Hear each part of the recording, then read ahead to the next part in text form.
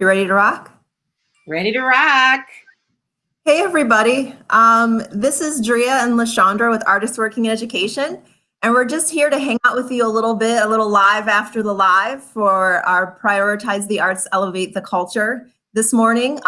So hopefully quite a few of you were able to join in and see our video with our two special guest mini hosts. And so, now Lashawndra and I are going to kind of talk about exactly, what went into making the video maybe a little bit, or answer any questions. And, we actually kind of got on the topic of how I came to AWE. And so that's kind of, I think, where we're going to jump in and start. So in the video, you saw a little bit about a clip of how AWE regularly participates in on the table discussions. And on the table is actually how I came to be a part of Artists Working in Education in, I believe 2017 was the on the table discussion that I was a part of. And it was actually held at the AWE office on Valete Street. And I wish I could remember exactly what the topic was for that on the table, but I don't. I remember actually seeing the Facebook event for it and just thinking, I don't think I necessarily qualify, I'm a person that they want to come to this, but I was like, I'm interested, and I knew about Artists Working in Education. And so I was like, I'm going to be a part of this, whether they want me or not. So I'll back up a little bit. And I had known about Artists Working in Education through some education classes I had taken at UWM. And also as a parent of 3 kids, 2 of whom were in the video that everyone saw early this morning. I had interacted with the truck studio, like a lot of people I think in Milwaukee have, and really understand the power of the truck studio. And as a really young parent at the time, I remember interacting with them in the parks, and we were at a Chill on the Hill event, and the truck studio was. And do you remember when the truck studio being at Chill on the Hill early on? I don't think the truck studio has done that event in a while. But as a parent, I really appreciated the way that the artist just interacted with me and interacted with the kids. My daughter, who is in the video, Harper, she, as a super itty bitty person, and the youngest, she's just a super fierce, determined personality, as I'm sure everyone saw. And she was a super oral kid, and so she would actually lick the markers, So you would see the marker all over her tongue, and she's like a toddler, and we're with the artist at the truck studio, and I remember her licking the marker, and the artist it didn't even faze them. They were just like, oh, let me show you how else to use that. There are ways that markers are used. Right. Yeah, and I thought that was amazing that here are these artists, and they get it, and there really isn't always a right way or a wrong way for art art supplies to be used, but there is a safe way and there's not a safe way. And licking the marker and scrubbing, drawing on it on your tongue, probably not the safest way. So probably not. Right. And so, as a parent, that was a really early on experience for me with the truck studio that just really mattered to me. Mm-hmm. In a way that I just thought was so important for an organization that is interacting with the community in these really intimate and real ways. So then fast forward to On the Table in 2017, and I came to the meeting, and that's how I ended up interacting with Artists Working in Education initially. And then I ended up coming on to be a parent voice for the program committee. And I did that for a year, and interacted in monthly meetings and other events that AWE invited me to, and it just was really instrumental in me even having a deeper understanding of the work that AWE does, and being able to feel really beneficial in being a voice in that space. And so it was a really great year for me in terms of interacting with AWE staff, who are now my colleagues, And then just seeing some of the partners that would come in and some of the other organizations that AWE interacted with, and the other people who were a part of that program committee who I previously didn't know that, were also really important within their own organizations and just building a better Milwaukee. And I think that's something that you really see in a lot of the ways that the committee members really showed up, is that, the work that they did in their own organizations was important, but also I felt like the work that they did within AWE was really important to them as well. And, I don't know, Lashawndra, do you see that from your perspective? For sure. Absolutely. Yeah. So seeing that video, I guess, just got me thinking about how On the Table kind of brought me to AWE. So it was just, it was kind of bittersweet as I was, making this video and recording the stuff with the kids that like On the Table, the discussions are really interesting and they're really multi-layered, but I think they also bring people together in really important ways. That's absolutely true. And so I wasn't at AWE yet in 2017. I was still very familiar with the trucks, as anybody who lives in Milwaukee has lived in Milwaukee.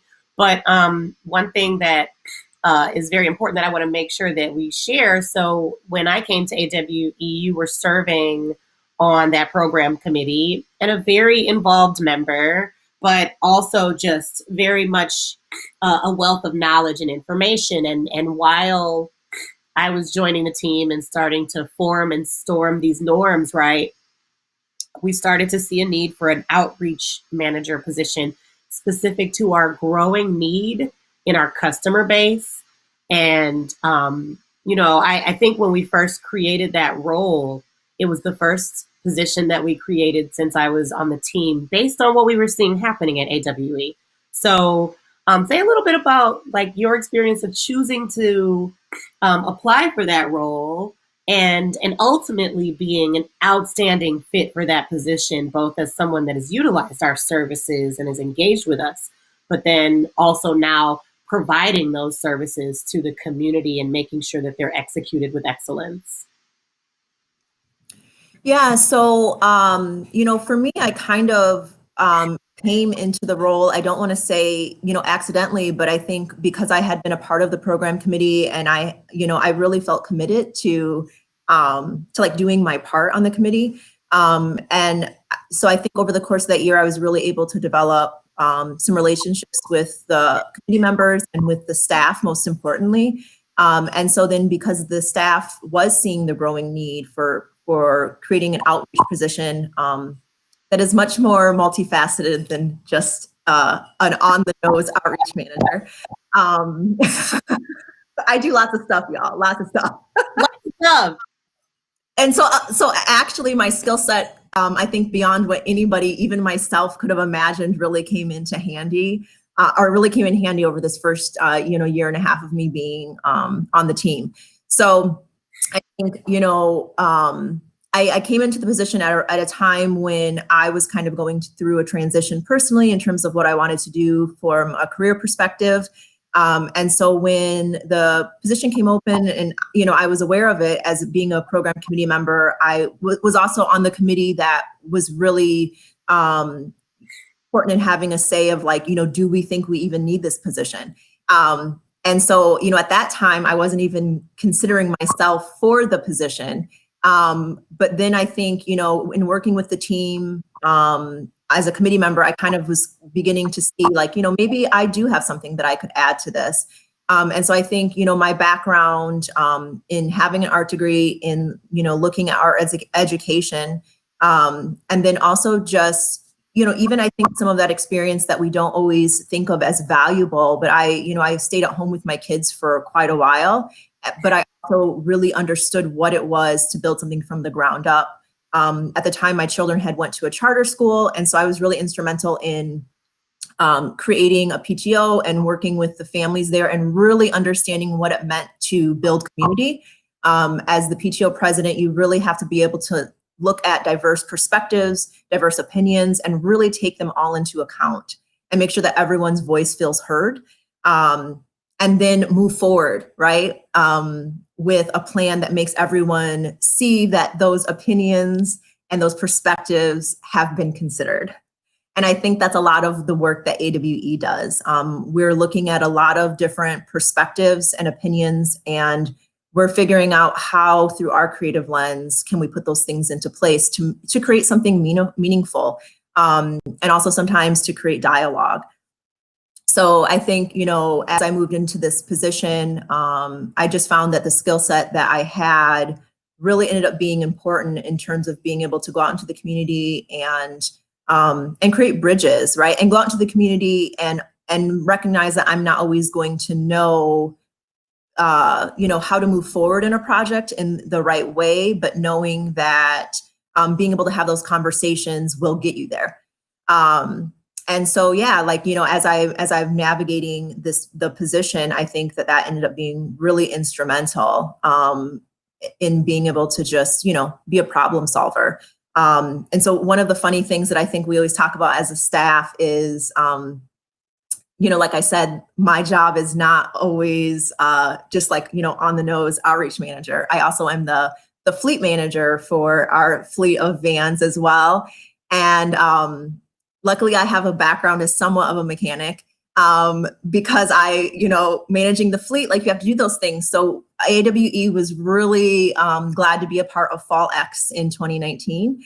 And so part of that meant us driving our one of our brightly colored trucks that everyone knows into the Wisconsin Center. And so it was a fun experience for our staff to figure out all the things that, go into setting that up. It was a really cool event. A lot of really other great organizations were there. And we had to drive the van into the Wisconsin Center and disconnect the battery. So that's not something that I think lots of other outreach managers do, but it's something that this outreach manager did. So yeah, I think, being able to just, come into an organization that really recognizes that, everybody's skills are definitely applicable. You just really have to think broadly about what does that mean when you're looking at somebody for a future position and saying, what skills could really work for this, right? It's not always just, checking off all of those boxes that we think are really pertinent, like job experience. And so I just feel really fortunate that, as I was moving into looking at this, as to coming into this position and putting my name in the hat, that AWE was really able to look at, diversifying what that meant for somebody who they wanted to fit this role. It's so interesting that, when you made the decision to apply for that position, I'm taken back to the day that we were cleaning out the basement together. And the basement was a hot mess, a lot of work to do, but it was a hot mess that we wrapped our arms around in this volunteering way. But as that job was materializing, we were talking about as a team who all possessed the skills that were in the job description that we needed to do those things. And the first people that we thought about were people that were already here because they wanted to be, right? So the ability for you to navigate to going from a volunteer to an employee has been really powerful. And I want to speak back to that fleet that you mentioned. So AWE is most known for the trucks, but the trucks don't fall into most of our fundraising, and they're expensive. And so maintaining the fleet, making sure that they're safe for people to drive, has become its own form of fundraising. It's become its own form of sustainability as a strategy and practice that we have to look at. One of the things we are grateful for at AWE is having you were able to look at that fleet and say, hey, these are some things that we need to do in a timing more effectively so that these vehicles last longer. And it really allowed us as an organization to say to ourselves, how are we going to fundraise for this? Because the grants are giving us funding to do the things that we do in the community, but not to get there, not to make sure that the fleets are well maintained, not to make sure that the things that we need to do to get there, the cost of gas, maintenance, oil changes, all the things you pay for on your own car, the organization has to cover those times 5. So we couldn't have lucked out any better. Getting someone was not afraid to do things that needed to be done, even if they were outside of the norm of what's in the job description. That other duties as assigned line gets really real. But you have really tackled this fee for service space in a real way, given very good and clear estimates and numbers to the public around what it really costs to do public installations and quality art. And I think those are the things that AWE hangs our pillars on in our theory of change, is the quality, being able to hone the skills necessary to advance the professionalism of the creative economy. And so I've been really grateful working with you, because a lot of times that professionalism work is very difficult, but it's a relationship. We all grow from uncomfortable moments. The more uncomfortable we are, the more we know that we're in new places and spaces to grow and expand. So I've been really grateful for being able to both learn from you, because you've got some quick response time and things that sometimes I'm like, I'm gonna put that down and go make a sandwich. Sometimes Drea's like, sandwich after, let's fix it. And I think those are really important. We're a small team, but we are a very productive team. We work really hard collectively. And I want to go back to another fundraising pitch, because as much as we're doing this for fun, right, we're engaging the public. Everyone's sick of sitting in front of a computer for everything, right? Yes. So Yes. this is for people to look at later, but also if you're present in the live, we've got a low count because, it's early. Sometimes people wait till the afternoon to check into their socials. But the core point that we're making here is the cost of doing art needs to be covered by the community, and the arts community has been deeply left behind in a lot of the funding strategies. We have been fortunate and blessed in that the history of AWE is long. People believe in what we do, and so we've had great donors and supporters. But in this time of uncertainty, and as we go into 2021, it is going to be really important that people prioritize the arts supports that will make sure that things like our fleet do not have to go down. I mean, even in our socially distanced practices, we will still need to deliver things. We will still need to carry things to places, even if we're not directly engaging with people. And so to keep AWE running effectively, we need to be able to support those things. We do, Lashawndra. I think that's actually a great point. So I'm really grateful to be a part of this team and to be working with everybody. And we are a small and mighty team. And I think, beyond our small and mighty team, we really do rely heavily on the support of the community members that support our work. And as an outreach manager, I go out into the community, obviously pre-COVID, but I would interact with a lot of community members who would hear about what we do and our programs. And, it was really heartfelt for me to hear all the ways that people have interacted with us, and people who have, somewhat similar stories to mine in terms of how they interacted with AWE or what they remember about AWE from their early experiences. And one of those things always is those bright art trucks. Even as a fleet manager, when I take them places for, for maintenance or repair or whatever, they get a lot of attention.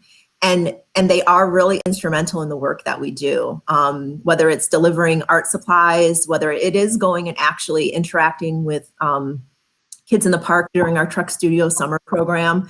And, in the summer program, one of the things that I think about is a story that one of our artists shared.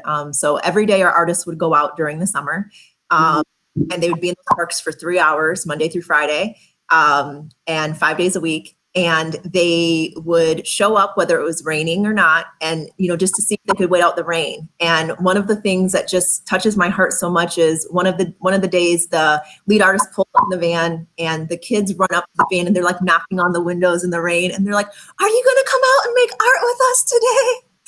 And I just, for me, I just as a mama, that really gets me, that idea that here are these kids knowing that the trucks are going to show up and never fail them, right? Like our trucks don't fail them. They make it to the parks, And they, our artists don't fail them. They show up in the rain and they see if they can wait it out to be able to get out of that truck and make art with them, And so, that kind of consistency wouldn't happen without the support of people who really see the benefits of creativity. So, everyone's not going to grow up to be an artist, from a professional standpoint, but everybody can benefit from being a creative. And that's one of the things that we do. And beyond that, something that you touched on in terms of how we can impact the creative economy, in the work I do, I was thinking about being able to build those relationships, especially in the fee-for-service space that I, really work with. And so, whether that is me scheduling the truck studio to come to your birthday event, because we do that, or, whether it is your organization wanting a mural, and me being able to figure out, like, how do we support the artists that we work with in making sure that I'm supporting them and advocating for their creative process and making sure that they are getting adequate pay and representation for the work that they do, right? Because creative work is real work. And then also making sure that, I am representing our partner or our client in a way that is beneficial for both of us. And those are the things that I love about the work that AWE does. We really look at the work that we do from a multifaceted vantage point, and we really take that into consideration. And so I think that's just really vital to us showing up as a team the way that we want within the Milwaukee arts community, and solidifying the fact that Milwaukee is a really great art hub, and AWE can be instrumental in making sure that people know that.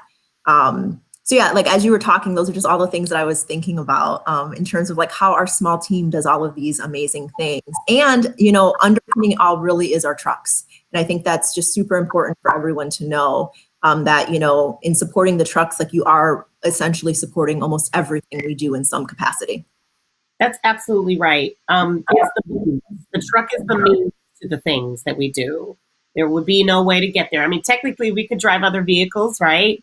But those vehicles are filled with joy. We pack them with supplies to create. And I think that that's the reason why this conversation is so important. What we're doing over the next month and a half is so important. We don't want to bore you guys with a bunch of fundraiser stuff that's virtual, because we're the arts organization. If we were doing this in person, we'd be at St. Kate's Arts Hotel again. We'd be hosting interactive live auctions of art. We would be hosting performances. And, we really just wanted to let people breathe, but also think about how they can support us in small doses, in medium doses, in large contributions, their own way, while we're managing our way through what this season is for the world. I really don't even want to limit it to just the United States, right? The world that we live in is in a change. And what that means is the thing that we've been saying, our catchphrase during this season is the challenges of 2020 continue, but you can't stop art. And that's continuous. Through all of this, art has served us. And we've all turned to some art form to find some semblance of sanity, some semblance of wellness, some semblance of creative outlet to take some of the negative things off of our mind and just allow us to breathe and be. And I've been grateful to be a part of that for the last, what is this now, 8 months? It's a long time that we've been in this uncertainty. We've been supported well. We will continue to be supported. We're going to do this for the rest of November, a couple weeks in December. And the goal here is share your story about elevating the culture. We're asking people to talk about what art has done for them as they donate. But each one of the lives and videos that we're going to do over the next couple of weeks will speak to a theme of some of our programming. My dog wanted to say hi too, by the way. I don't know if you can hear that guy. There's the other one. There's somebody outside. This is what life is like now when we're working from home. everyone just accept that dogs are a thing and they make sounds. But we ultimately would like to see everyone support, engage in, and participate in our Prioritize the Arts virtual campaign. Some of you have already donated generously, and for those of you, we say thank you. Some of you have plans and made a pledge already. For those, we also say thank you. I do want to acknowledge one donor who jumped in early and agreed to be a match dollar. We received support from Cole Philanthropies to the tune of $10,000 towards our annual campaign. And we would like to see this community do everything they can to match that donation in the virtual space. And as we get larger sponsors coming in, we're hoping that folks will participate in smaller ways so that those dollars can stretch further. So anything else you want to share? Because we're not going to keep the people all day long. I think there might be mail outside. So eventually down there and see what's going on. Yeah, no. So if you want to check out this video in its entirety, subscribe to our YouTube channel, and it'll be posted there. I think we might have had a little bit of technical glitch at the start of the video. And the video really is a hoot. I mean, maybe I'm biased. Because I think I am too. My tiny humans did make it. So anyway, yeah, just, tune in every week. Like Lashawndra said, we're not going to keep you for too long any of these weeks. Some weeks the videos are going to be longer than others that just highlight kind of what we have going on. But you can always jump back on our YouTube channel. Just search up Artists Working in Education, and you'll find us. Subscribe, check out the videos that we have during our Prioritize the Arts, fundraiser.